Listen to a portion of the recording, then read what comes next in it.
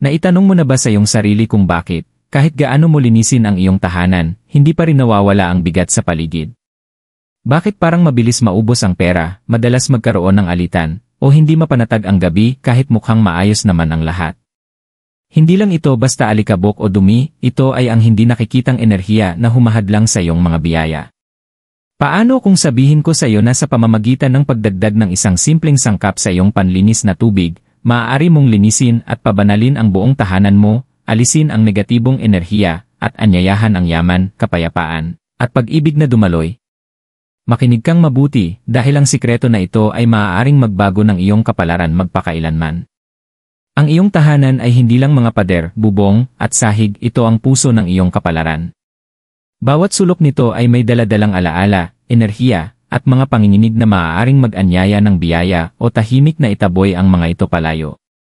Sa tradisyong Pilipino, naniniwala ang ating mga nakatatanda na kapag mabigat ang pakiramdam sa loob ng bahay, hindi lang ito dahil sa alikabok na nakikita kundi pati na rin sa hindi nakikitang bigat ng inggit, sumpa, at natingdang enerhiya. Kaya naman may mga tahanan na puno ng kapayapaan, habang ang iba ay laging tila nasa ilalim ng tensyon at pagkalugi.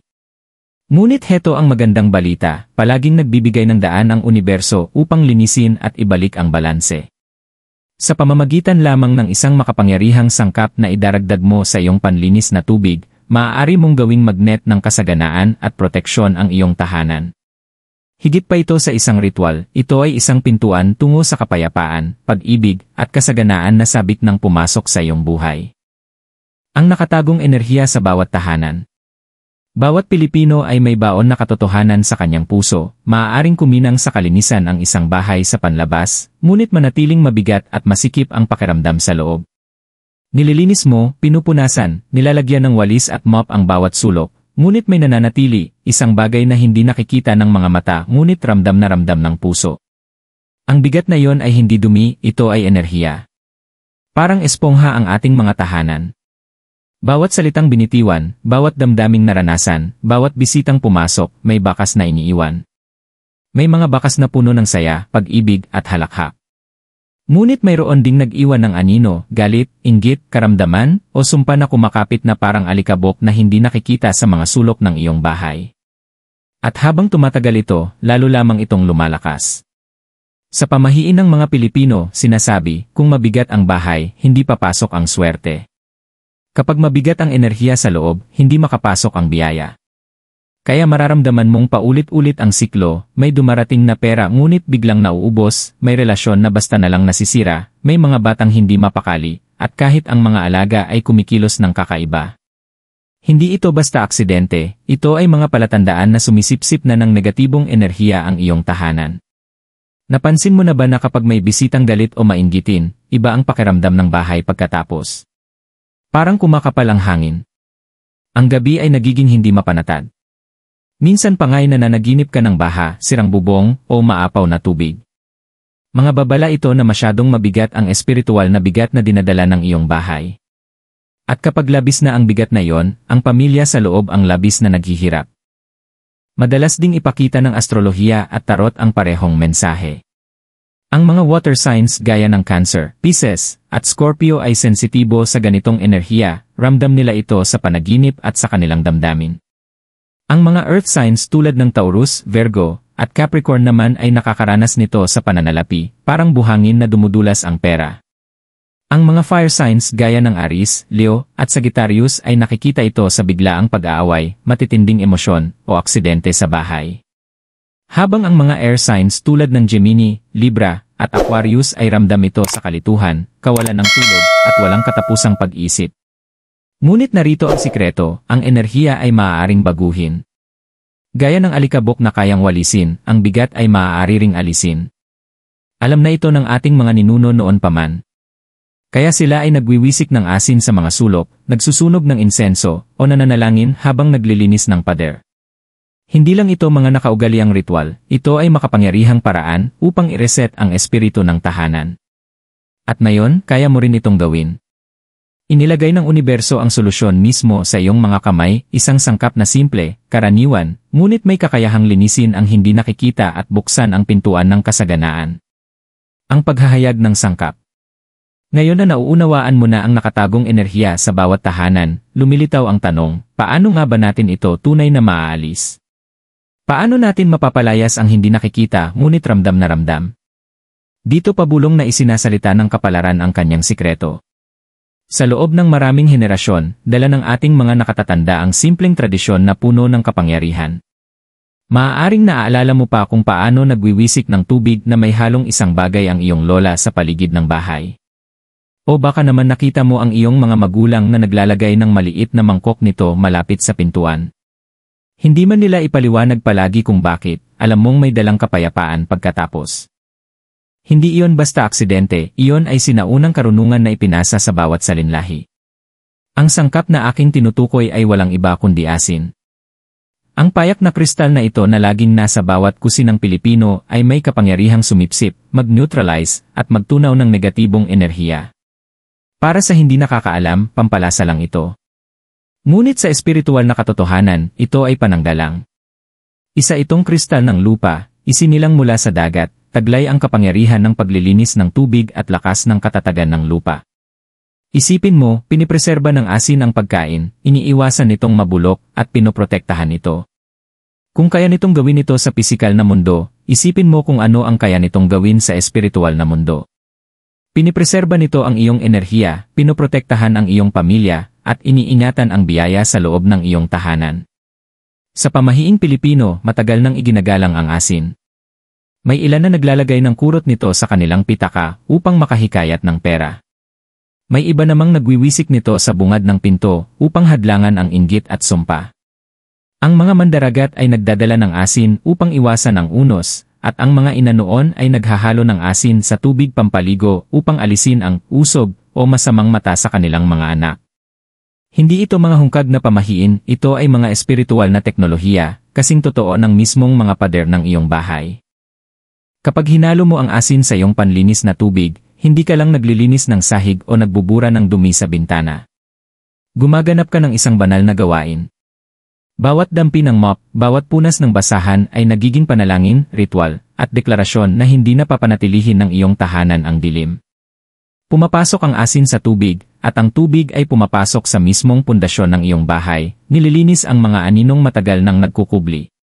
At ang kagandahan nito ay ito, hindi mo kailangang bumili ng mamahaling agimat, komplikadong gayuma, o bihirang halamang galing pa sa malalayong lupain. Ibinigay na ng universo ang sagot na ito sa iyong mga kamay, nasa loob mismo ng iyong kusina, naghihintay lamang na kilalanin mo ang kanyang kapangyarihan. Kaya sa susunod na maramdaman mong mabigat ang enerhiya sa iyong tahanan, huwag mo itong ipagsawalang bahala. Pakinggan ang iyong kutob.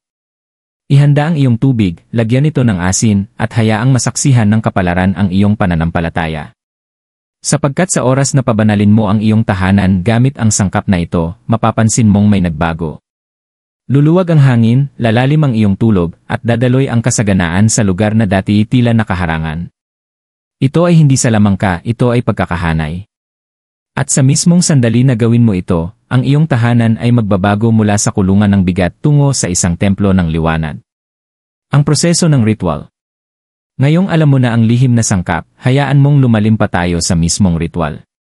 Dahil ito ay hindi lamang basta paglilinis, ito ay ang pagbabagong anyo ng iyong tahanan bilang isang banal na espasyo kung saan malayang dadaloy ang mga biyaya.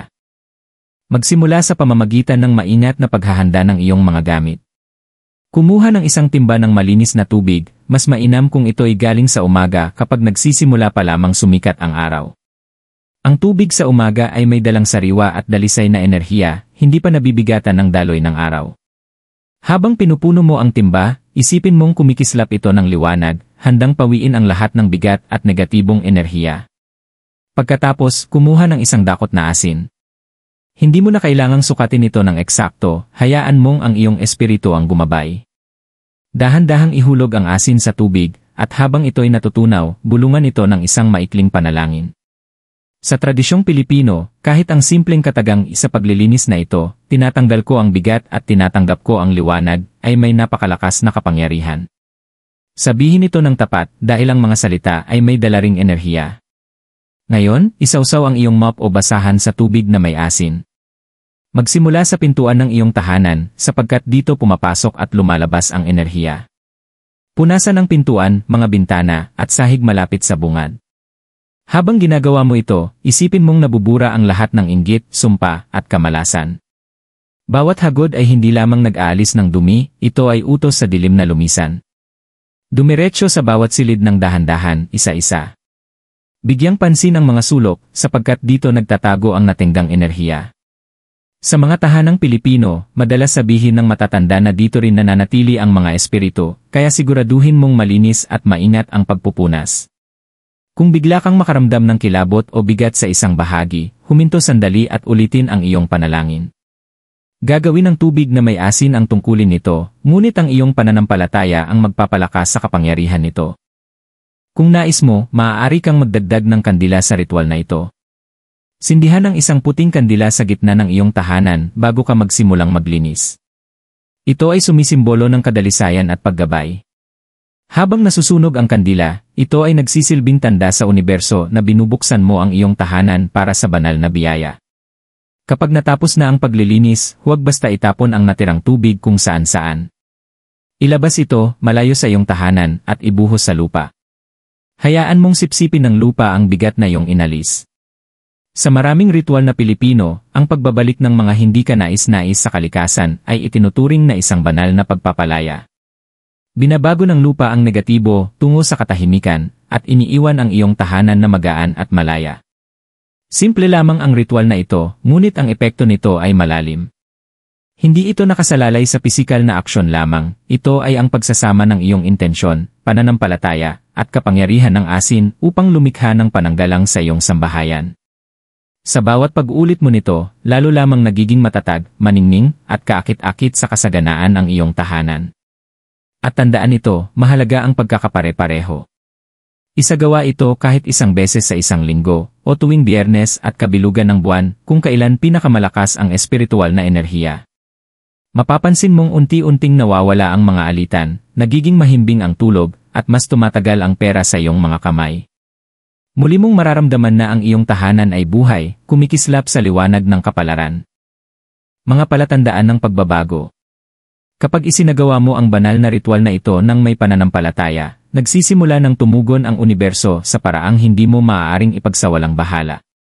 Hindi ito mga aksidente, ito ay mga kumpirmasyon. Ang mga palatandaan ay lilitaw upang ipaalam sa iyo na nawala na ang bigat at muling bumabalik ang mga biyaya. Ang unang palatandaan na maaari mong mapansin ay ang pagbabago sa mismong atmosfera ng iyong tahanan. Ang dati mabigat at nakakasakal, biglang nagiging magaan, para bang may bintanang nabuksan upang pumasok ang sariwang hangin. Maaari mong mahuli ang iyong sariling nakangiti ng walang dahilan o maawit habang gumagalaw. Kahit ang iyong katawan ay hindi na gaanong pagod. Ito ay ang iyong espiritu na muling humihinga ng malaya. Isa pang malinaw na palatandaan ay makikita sa iyong pagtulog. Sa loob ng maraming linggo o buwan, maaaring hirap ka sa mga gabing hindi mapanatag, bigla ang paggising sa disoras, o panaginip ng baha at mga alitan. Ngunit pagkatapos ng ritual, ang iyong tulog ay nagiging malalim at payapa.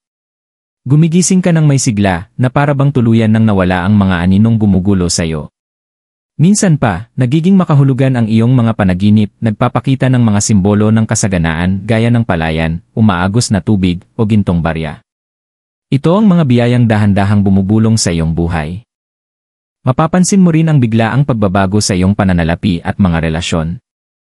Ang perang dati madaling mawala, ngayon ay nananatili ng mas matagal. May mga hindi inaasahang pagkakataon, isang maliit na panalo, utang na matagal nang nakalimutan, ngunit biglang nabayaran, o bagong pinagkukunan ng kita na dumating sa tamang oras.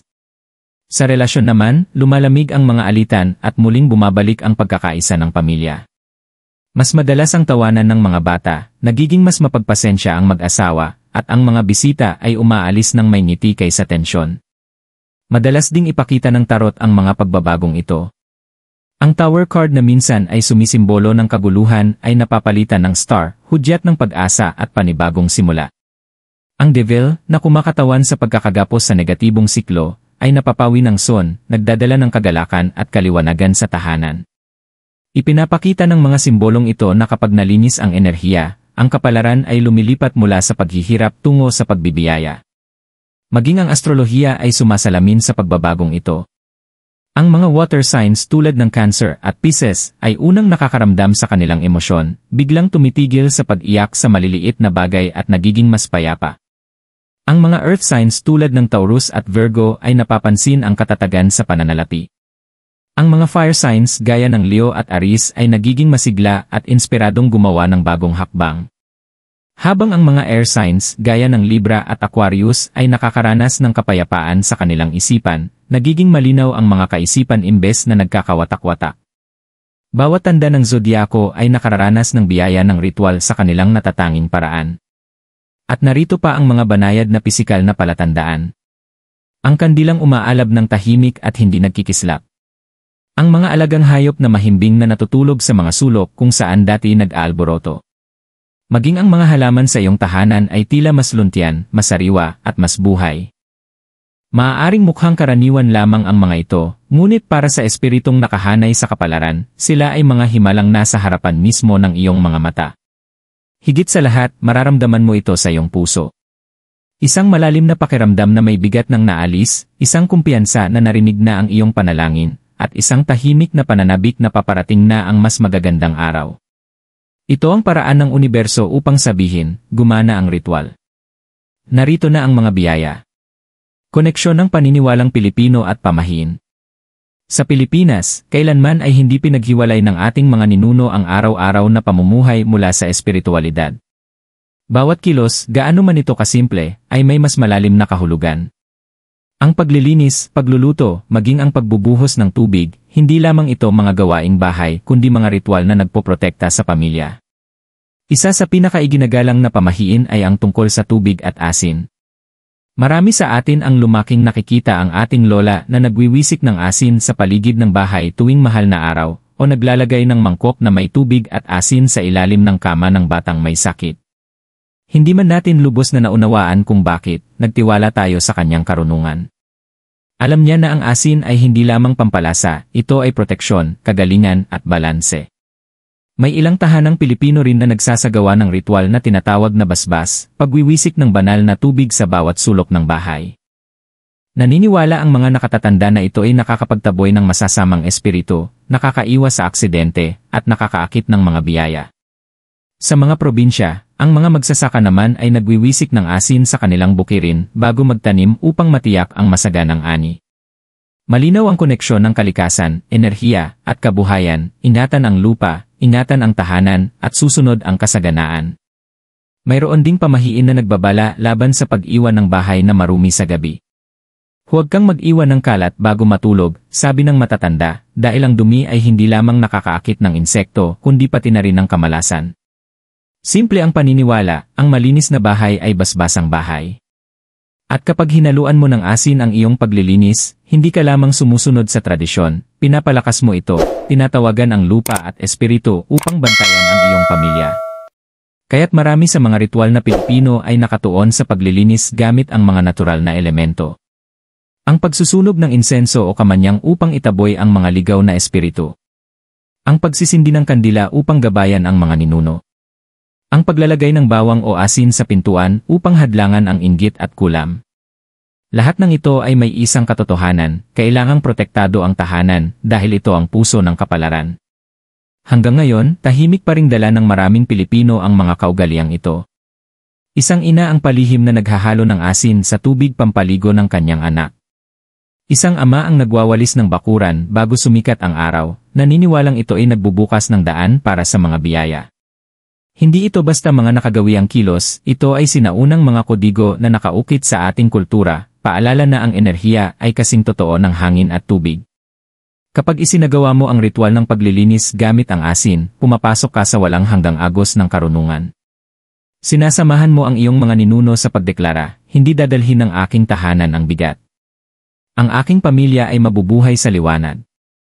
At marahil ito ang dahilan kung bakit, kahit sa makabagong panahon, patuloy pa ring gumagana ang mga ritual na ito.